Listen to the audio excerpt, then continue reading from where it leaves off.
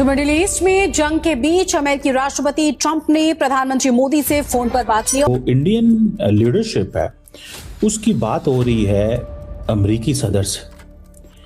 President Trump जो हैं, he has spoken with prime minister Modi. This is a big development. दुनिया में बहुत ही कम नेता ऐसे हैं जो इस समय युद्ध में लिप्त तमाम देशों से सीधे बातचीत कर सकते हैं और प्रधानमंत्री मोदी उन नेताओं में से एक है। ये नरेंद्र मोदी, भारत के प्रधानमंत्री, और डोनाल्ड ट्रंप, यूएस प्रेसिडेंट, इन दोनों के बीच में बातचीत होती है ईरान युद्ध को लेकर और स्ट्रेट ऑफ हॉर्मूज के इशू को लेकर। और साथ में ही इंडिया के जो फॉरेन मिनिस्टर हैं डॉक्टर जयशंकर, उनकी ईरान के एम्बेसडर जो डॉक्टर फतह अली जो हैं, उनसे मुलाकात भी दिल्ली के अंदर हुई है। आसिम मुनीर किसके लिए असल में काम कर रहा है? पाकिस्तान के लिए तो किसी तौर भी काम नहीं कर रहा, और पाकिस्तान की फौज और पाकिस्तान के जर्नैल सिर्फ अपनी जात के लिए काम कर रहे हैं। कि पाकिस्तान यहाँ स्टूज बन गया है अमेरिका इजराइल का, या पाकिस्तान जो है वो ईरान की जिस हद तक मदद कर सकता था नहीं कर रहा। प्रधानमंत्री मोदी ने खुद सोशल मीडिया पर अपना एक पोस्ट लिखा है जिसमें उन्होंने कहा कि उन्हें राष्ट्रपति ट्रंप का फोन आया।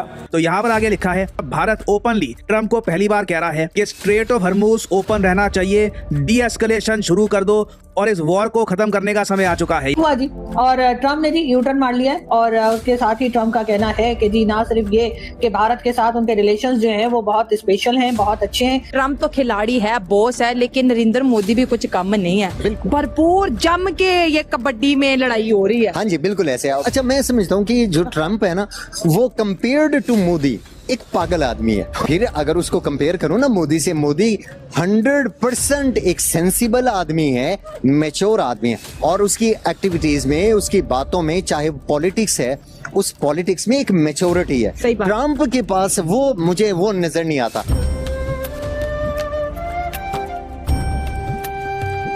जय हिंद दोस्तों, MDM न्यूज HD चैनल में आपका स्वागत है।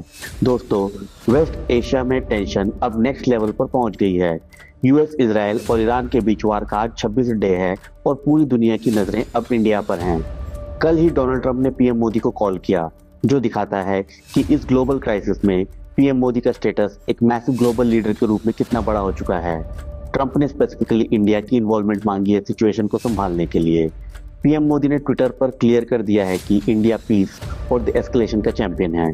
उन्होंने स्ट्रेट ऑफ हॉर्मूज को सिक्योर रखने की बात कही है, जो ग्लोबल इकोनॉमी की लाइफलाइन है, क्योंकि पीएम मोदी जानते हैं कि इंडिया का इन्फ्लुएंस यहाँ स्टेबिलिटी ला सकता है। ईरान के इंडिया बेस्ड एम्बेसडर ने भी माना है कि इंडिया एक ट्रस्टेड प्लेयर है जिसे दोनों साइड्स रिस्पेक्ट करती हैं।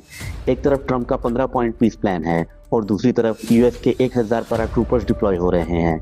ऐसे में मोदी जी की डिप्लोमेसी ही वर्ल्ड ऑर्डर को बचा सकती है। अपनी राय आप कमेंट करके जरूर बताएं। तो चलिए आइए देखते हैं पाकिस्तानी मीडिया का रिएक्शन। और वीडियो शुरू करने से पहले रिक्वेस्ट है, वीडियो को लाइक कीजिए और चैनल को सब्सक्राइब करके बेल आइकन को दबाना मत भूलिएगा। जय हिंद, जय भारत। सुनने में आ रहा है कि देयर आर सम जिसे वो कहते हैं ना इम्पोर्टेंट चीजें जो हैं वो सामने आई हैं, और इंडियन नेवी भी जो है वो भी इस वक्त एक्टिव हुई है। और सुनने में आया है कि उन्होंने जो कुछ ऐसे इंडिया के जो जहाज हैं उनको एस्कॉर्ट किया, कुछ इंडिया के जहाज़ों को एस्कॉर्ट किया। और ये किस सेंस में, और साथ में ही इंडिया के जो फॉरेन मिनिस्टर हैं डॉक्टर जयशंकर, उनकी ईरान के एम्बेसडर जो डॉक्टर फतह अली जो हैं, उनसे मुलाकात भी दिल्ली के अंदर हुई है। So this is very significant. और मैं ज़ाती तौर पे ये समझता हूँ कि वो जिसे कहते हैं ना, एक इम्पॉर्टेंट चीज़ है, one can not ignore this. इस चीज़ को एट दिस मोमेंट हम इग्नोर नहीं कर सकते। और अगर आप इसको भी देखें कि ये जो शिप्स हैं, इनका यहाँ से गुजरना, और जब इंडिया को चाहिए ऑयल चाहिए, तो दैट इज़ ऑल्सो वेरी वो जैसे कहेंगे ना इम्पोर्टेंट मेरी नज़र में।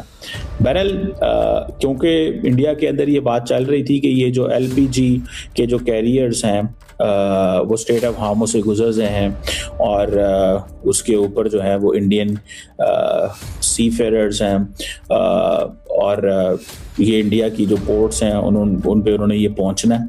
ठीक है जनाब।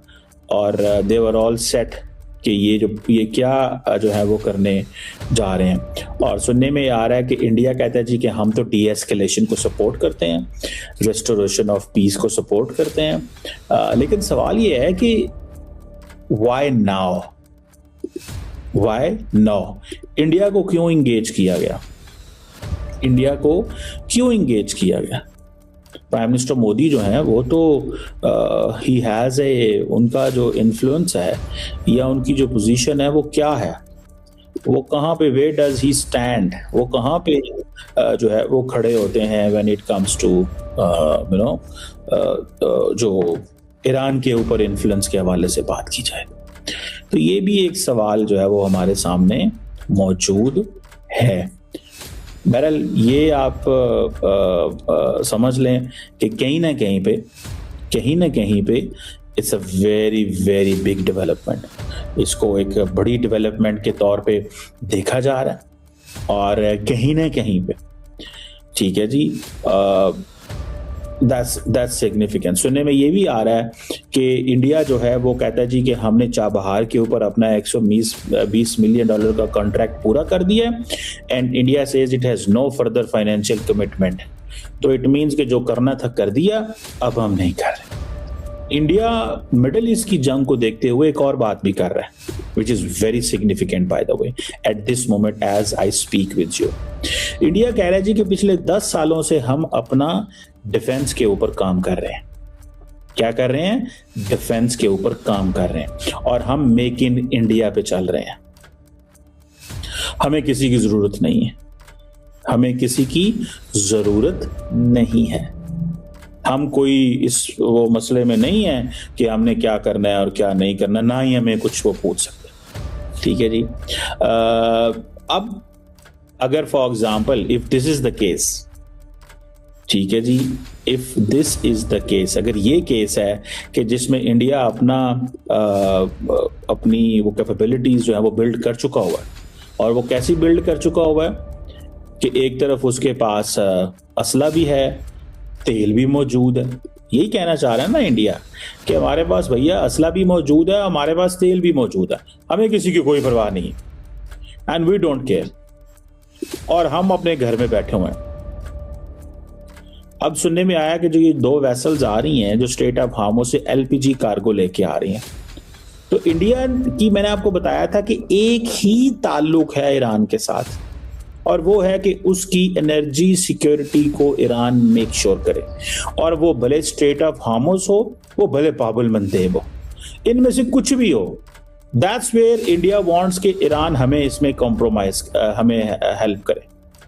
ये वो कह रहा है कि हमें हेल्प करें आप, क्योंकि वो समझते हैं कि आप हमारे ब्रिक्स के मेंबर हैं।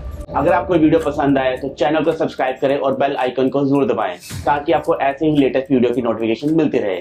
Thank you for watching. मैं हूं विवेक, मिलते हैं नेक्स्ट वीडियो में। Stay updated and stay safe.